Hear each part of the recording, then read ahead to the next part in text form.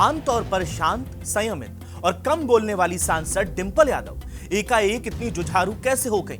जंतर मंतर पर प्रदर्शन कर रही युवा आखिर डिंपल को अपनी मां कहकर क्यों बुला रहे हैं? क्या अखिलेश यादव डिंपल के जरिए कोई बड़ी राजनीतिक कहानी गढ़ने में लगे हैं? क्या 2027 के चुनावों में योगी के खिलाफ डिंपल फैक्टर भी काम करने वाला है? और आखिर क्या है शांत स्वभाव की डिंपल यादव के इर्द गिर्द उठते इस सियासी शोर की वजह? बताएंगे आपको आज के इस वीडियो में। नमस्कार, मेरा नाम है कावेंद्र चौहान और आप देखना शुरू कर चुके हैं न्यूज क्लिप।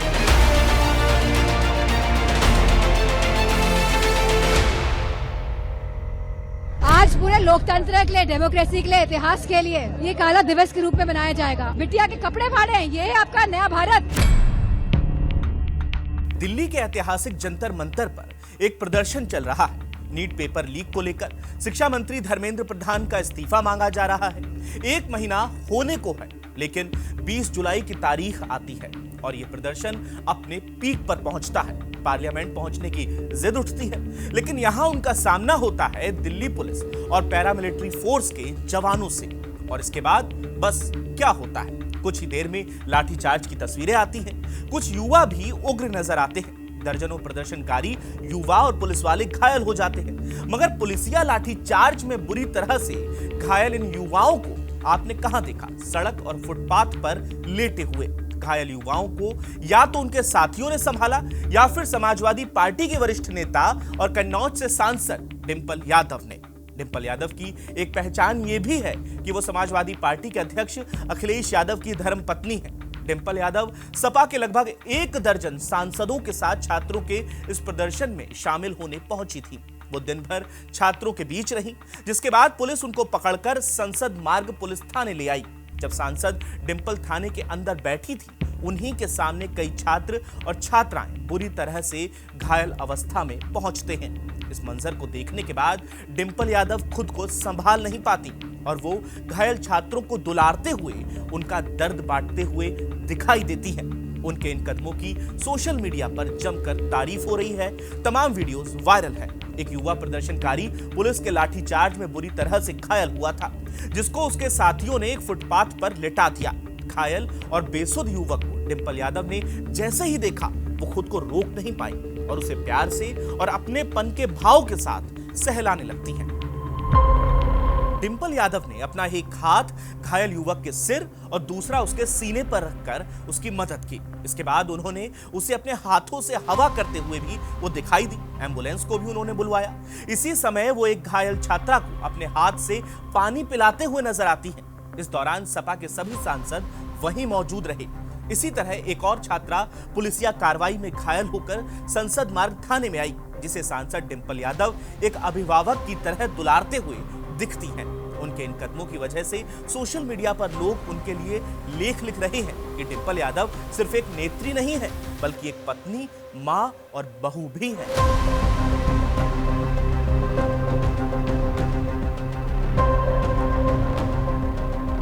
दिन भर युवाओं के साथ रही डिंपल यादव बाद में संसद पहुंचती हैं। उन्होंने यहां कहा कि युवा लड़के और लड़कियों के ऊपर लाठीचार्ज किया गया था। कुछ के सिर में चोटें आईं, जबकि दूसरों को छाती पर चोट लगी है। उन्होंने आगे कहा कि वो सिर्फ आंदोलन का समर्थन करने आए थे और किसी से लड़ाई झगड़ा करने नहीं। आज हमने जो देखा वो परेशान करने वाला है और इसे देश के इतिहास में एक काले अध्याय के रूप में याद किया जाएगा। बहुत ही दुर्भाग्यपूर्ण दिन रहा है, लेकिन एक तरीके से जो हौसला युवाओं ने दिखाया, जो हौसला छात्रों ने दिखाया और जिस तरह से वो पीसफुली ये मार्च करना चाहते थे और संसद तक आना चाहते थे, पीसफुल थे, किसी के हाथ में कुछ नहीं था, लेकिन भारतीय जनता पार्टी की पुलिस ने लाठियां बजाई, आंसू गोले फेंके हैं, लाठियां बजाई और यहाँ तक कि बिटियों के कपड़े तक फाड़ दिए हैं। Like they were humiliated, the girls were humiliated. और मैं समझती हूँ कि ये निर्दयी सरकार है, ये क्यों नहीं अपने मिनिस्टर को हटा सकती है? अगर इतनी बड़ी धांधली हुई है परीक्षाओं को लेके, तो आखिरकार ये सरकार क्यों नहीं जिम्मेदारी लेने को तैयार है? बात तो सिर्फ इतनी थी, बच्चे यही चाहते थे कि सरकार जिम्मेदारी ले, और अभी भी हमारी यही मांग है कि सरकार, जो गलती सरकार से हुई है, इसकी जिम्मेदारी ले और जो मिनिस्टर है उनको हटाएं, एजुकेशन मिनिस्टर। अब सवाल उठता है कि आखिर डिंपल यादव अपने शांत स्वभाव से इतना एग्रेसिवली इस आंदोलन का हिस्सा क्यों बन रही हैं? इसका जवाब जानने से पहले थोड़ा डिंपल यादव की पृष्ठभूमि से आपको वाकिफ करा देते हैं, उनका एक बैकग्राउंड आपको बताते हैं।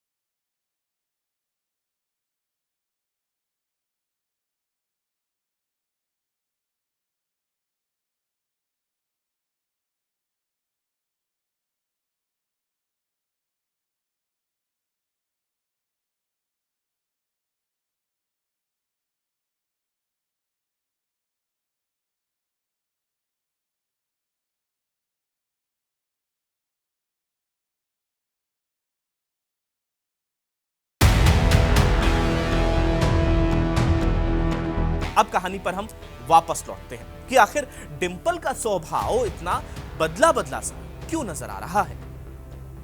उत्तर प्रदेश में 7 महीने बाद विधानसभा चुनाव होने हैं। सपा के लिए यह चुनाव अपने सियासी वजूद को बचाए रखने की कोशिश है।